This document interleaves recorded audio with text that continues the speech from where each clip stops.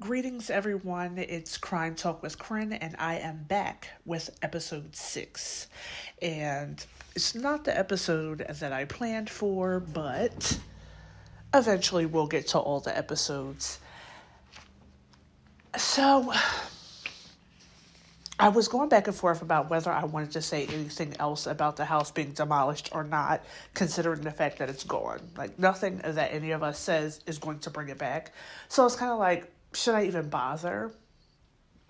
So I started a video a couple of days ago, scrapped it, started a different video, put that on pause, and now here we are. So this is going to be my last video talking about the house being demolished. I have a whole lot to cover, and I don't know how long it's going to take. I'm going to be as quick as I can. I have notes, and we're going to get into it. So, jumping right in. Previously, I said that the only thing that made sense to me as to why both sides would be in agreement to have the house demolished was if they were both working together. They had the same information and they were like secretly on the same side. But this morning, while I was making my breakfast, I was listening to Harsh's video and a couple pieces fell into place for me. So hopefully I remember to drop the link in the description for Harsh's video so you can hear what he said. But it got me to thinking.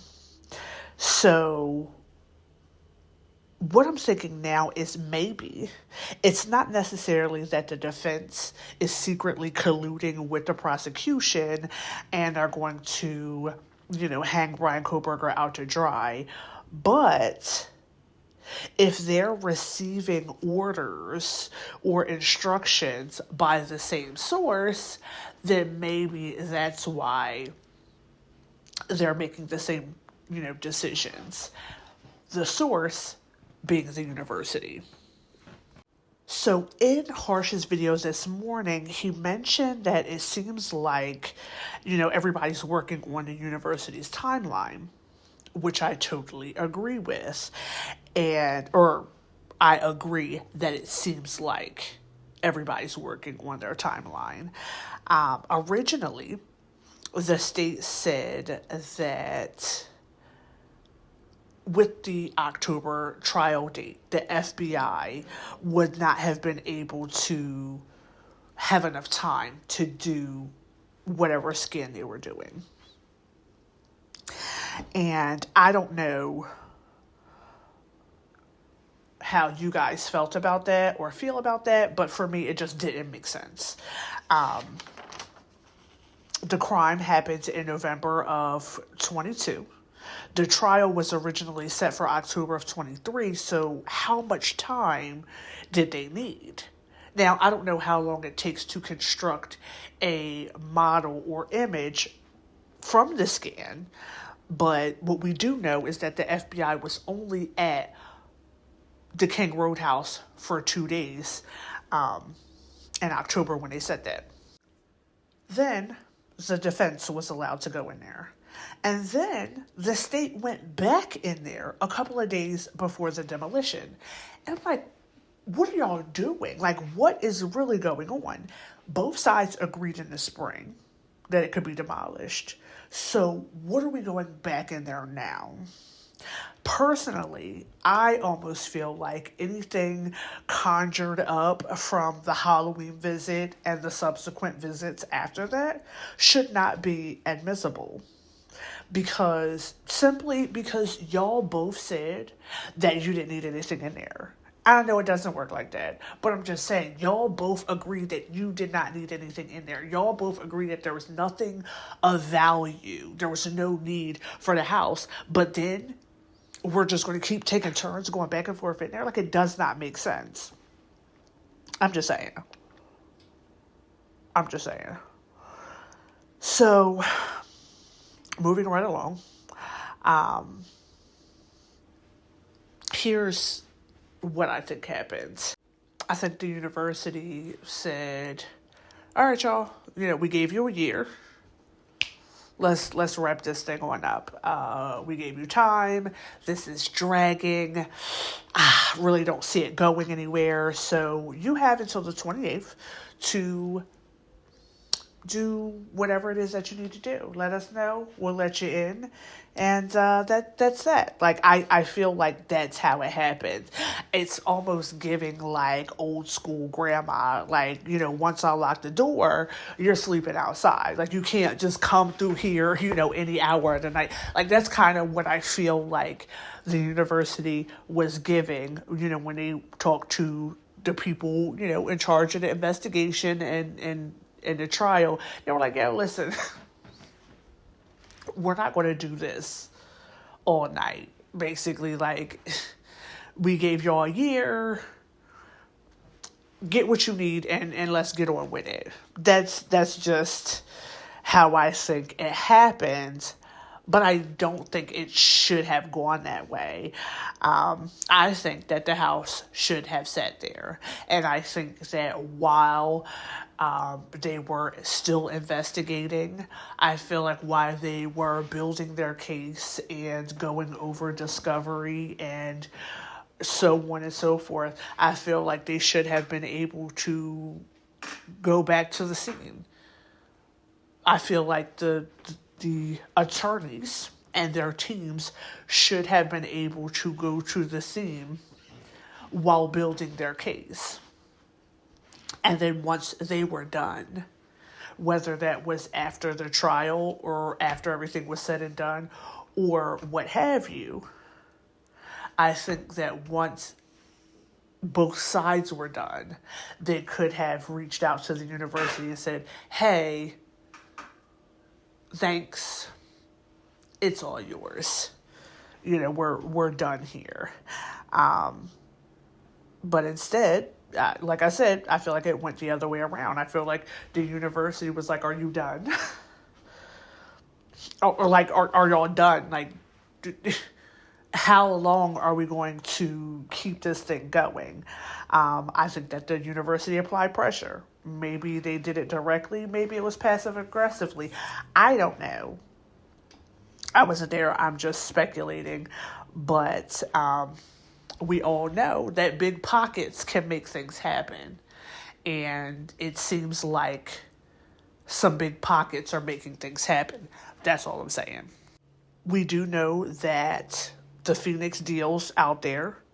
We know that that is set to be finalized on or before February the 6th. We were on winter break. We know that. And so it does seem like they made this decision or made this move to have this wrapped up, the house demolished before the next semester started. I know people were talking about the coincidence of December 28th. And, like it's some kind of dig at the defense because this is the same day that the Brian Koberger DNA situation started trickling down the pike. And if you think about it, it's like, yes, that could very well be the case. But what could also be the case is that we're tying up loose ends before the end of the year. And we are tying up loose ends before the next semester. So, just like I thought when Brian Koberger was arrested on December 30th, my initial thought was, who is this dude? But then my second thought was, they wanted to wrap this up before the end of the year. So once it became obvious that the evidence against him was shaky at best, I still stood on the fact that I thought that they rushed into this so it could be off the board before the end of the year. And the same thing with the house. You know, people talked about taxes and gift tax and stuff like that. Again, big pockets. I don't think that they're worried about any of that. Especially when they said that they have the debris from the house being guarded. So that means y'all still paying somebody to guard the house even though now it's in pieces. And again, guarded for what? Y'all said that there's nothing worthwhile there. So what do y'all need to guard a crumbled up house for? Y'all balled the house up and now you're taking it who knows where and then having somebody guard it there. For what? Y'all just said there's nothing in there. So originally you were saying, oh, we don't want this to be a tourist attraction. We don't want people being weird. But now that the house is balled up in a bin somewhere, if people are being weird, who cares? They're not being weird on your campus. They're not creeping around being tourists on your campus. Aside from the fact that the house was not on campus anyway. But if y'all carted this house over to Wyoming, who cares what people are doing over there? You said that there was nothing worthwhile, so why are we guarding a crumbled up house? Anyway, that was not in my notes. Ooh. Let me get back on track. So, even when the prosecution made the motion to start the trial in the summer of 24, the main focus was the school. Now, I'm not saying don't take the community into consideration, but I am saying the university should not be pulling strings. And the true crime community has suggested and toyed around with the idea from the beginning that this trial should be changed to another venue. Because how is he going to get a fair trial in the middle of all this that's happening?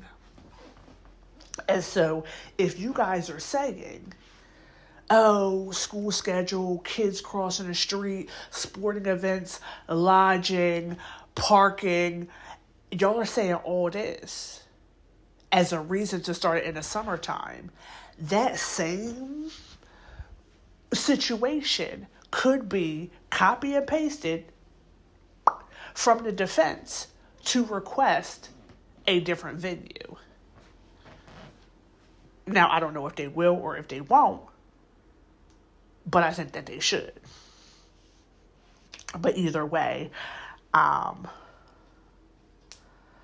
keep saying that I'm going to do a video on whether or not I believe Bryan Kohberger was framed.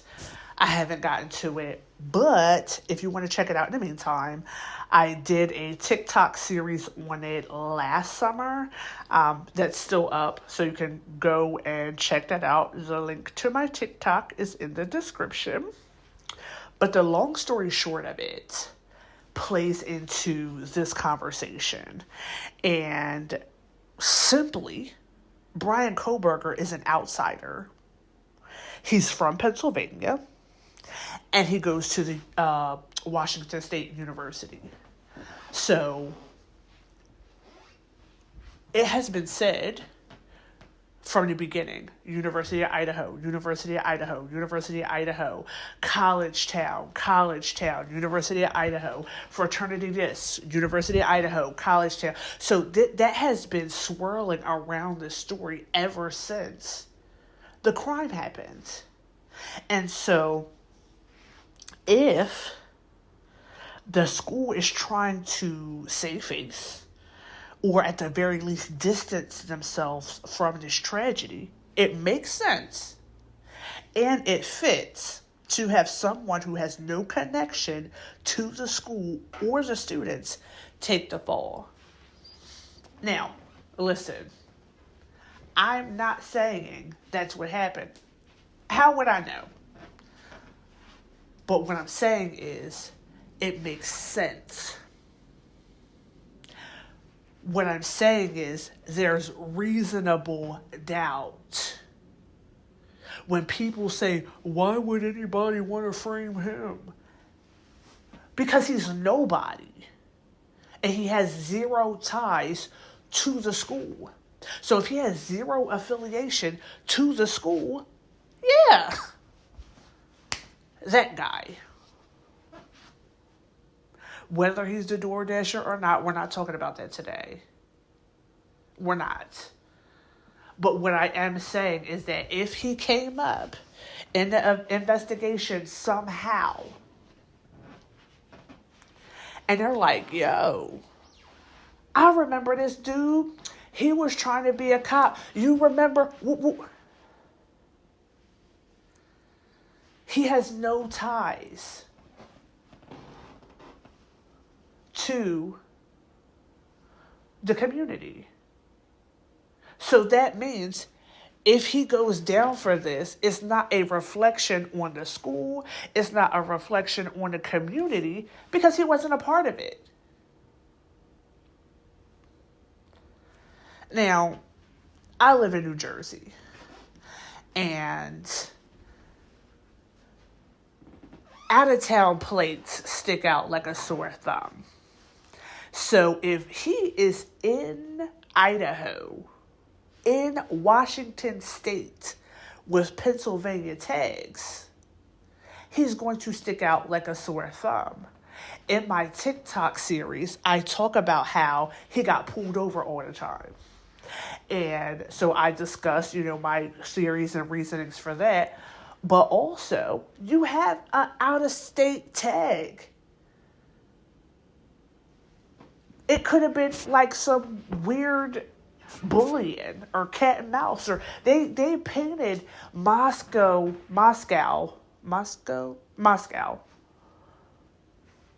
as Pleasantville, USA. Like, this was like the crime rate, nothing happens here. And that's what they were pushing. Like, oh, things like that don't happen around here. But somehow, story after story, video after video, you have all these weird stories popping up.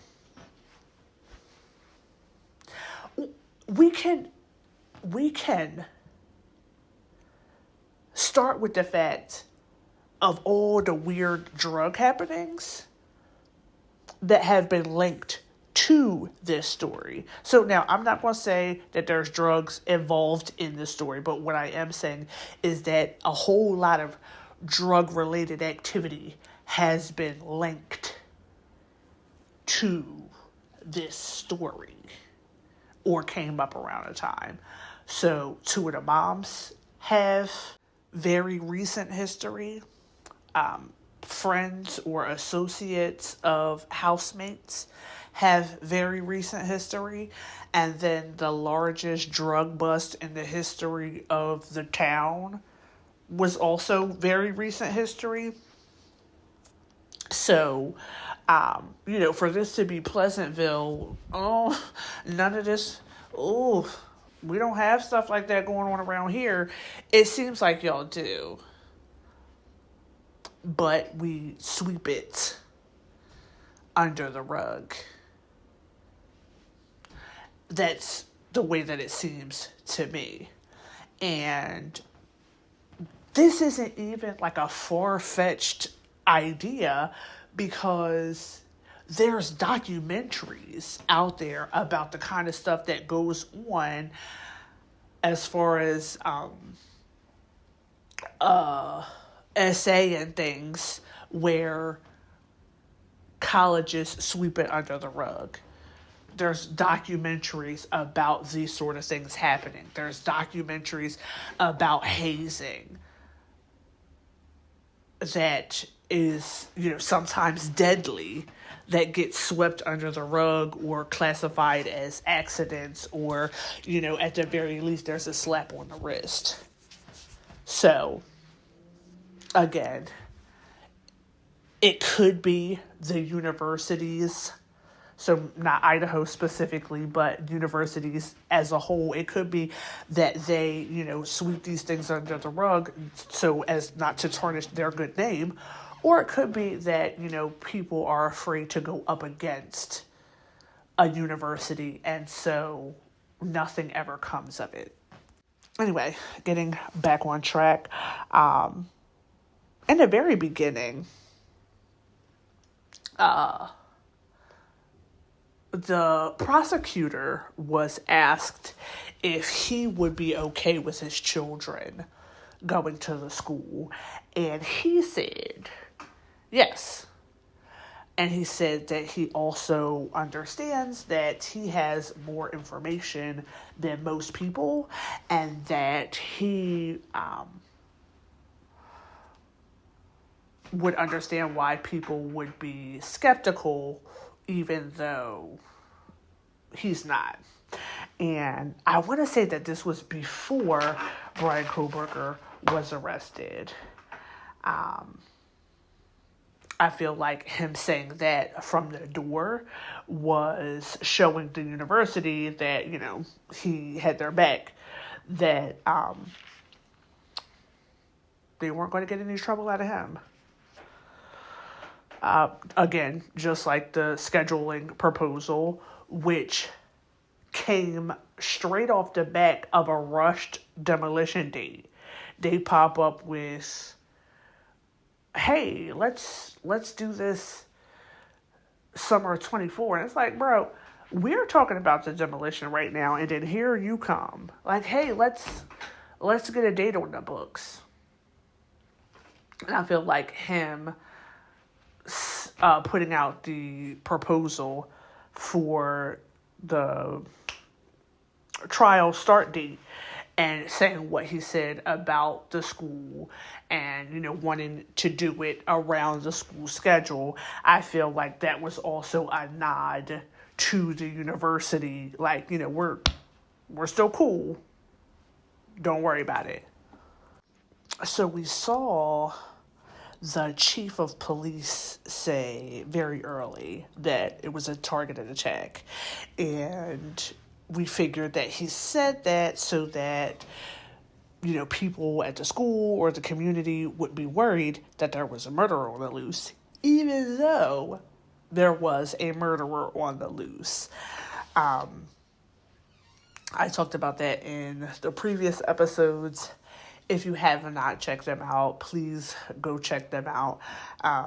Because I do think that it's kind of crazy that they, kind of, if they're claiming that they knew who it was from the beginning, then why did you let him roam freely for a month and a half? And if there's no connection to the students, then that means this is random. Even though you're saying that it's targeted, if there's no connection to the students, then that means that it's random. And based off of the information and the probable cause affidavit, this guy is a ninja, and he really could have just creeped at anybody's house and wiped out entire families in minutes. And then you guys let him literally drive across the country. We're not doing that right now. I'm just saying, they said that it was targeted so that the community and the school was not afraid, even though they had a reason to be afraid. And I think that the only reason that they would do that is for the sake of the school. They, because they just didn't want the students to be in a panic. We saw that everybody who was connected to the school was cleared immediately, without investigation. The roommates were cleared. Everybody that they called to the house was cleared. The Uber driver was cleared. The hoodie guy at the grub truck was cleared. So everybody who was tied to the school, because those were all students. And like I said, I think that the Uber or ride share chauffeur type of person was, I think it was like either something that was common to the Greek life or common to the campus, this driver, so that you're not, like using like Uber or Lyft or, anything that might be a little bit more expensive. That's what I think. So everybody that's affiliated with the school was instantly cleared. So it's all pointing to, even if the school is not calling the shots, it's giving that shots are being called in the school's favor. When the chief said that it was a targeted attack, in that statement, he said that they didn't know if the house was the target. So if they didn't know if the house was the target, how do we let it get knocked down? And even if you guys have subsequently figured out, later on down the line, you guys figured out that the house wasn't the target, there's a gag order. So y'all could not have told the university that the house was not a target. So how did we just let them knock it down?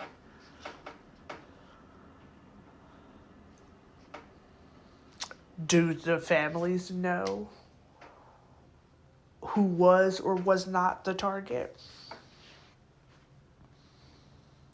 I personally don't understand how it was okayed for the property to exchange hands in the middle of an investigation anyway. Now, I could be wrong, but I believe that if the previous owner still had possession of the house, and he said, hey guys, this is an eyesore. I'm not making any money off of this anymore. Nobody's ever going to live here. I'm going to knock it down. I can almost guarantee it wouldn't have happened. Everybody would have fought. The public, the state, the defense, everybody would have been up in arms if the private owner was like, yo, I understand you guys have an investigation and all that, but I'm tearing this house down. It wouldn't have went down like that. I don't even think that he would have been able to sell it. If he wanted to sell it to another private person, I doubt that they would have allowed that either. But I think that because he gave the house to the school, it was okay. Nobody made a fuss out of it. And then as soon as the school gets it, they're like, all right, bet. We're tearing it down. I wonder if the school initiated contact with the owner. Because if the owner was like, all right, not fooling with this house, like this, it's more trouble than it's worth. Like, who did he go to? Who did he talk to? Who did he contact? Did he just go knock on the president's door? Like, hey, you want this house? I don't know who else to talk to. Is that how it happened? I'm just asking questions. I feel like the house should not have changed hands. And I feel like it should not have been knocked down either. But, again, that's just my opinion. My last thoughts, and then I'm going to get on out of here.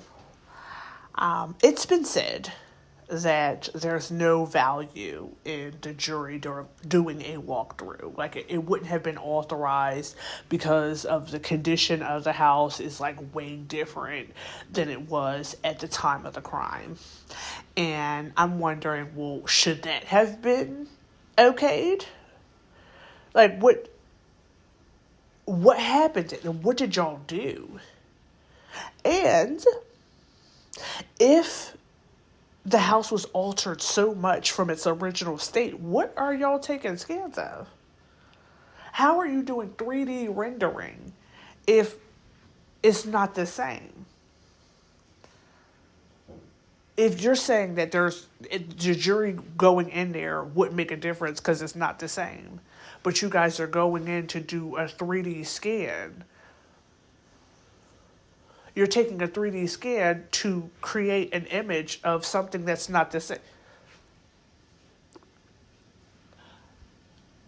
Maybe I'm wrong. I don't know. But everybody's talking about, evidence and jury. And I'm like, well, what if Brian Koberger is acquitted? What if he's actually exonerated? If we're talking about evidentiary value and jury walkthroughs and appeals, what if it's proven that Brian Koberger did not do this? Or that he didn't do it alone? So no one's going to go back and investigate? Nobody's going to follow up on original leads? You can't go back to the drawing board because the house is gone. If the surviving roommate gets on the stand and testifies and says the same story that's in the PCA and perjures herself, there's no way to prove what she could or could not hear, what she would or would not have seen. Everyone's acting like this case is open and shut. Meanwhile, back at the ranch, we're on the 10th supplemental request for discovery. The judge has not said diddly about IgG, and the 3 unknown male DNAs are still unknown. But the house is gone. That's all I got. I'll be back.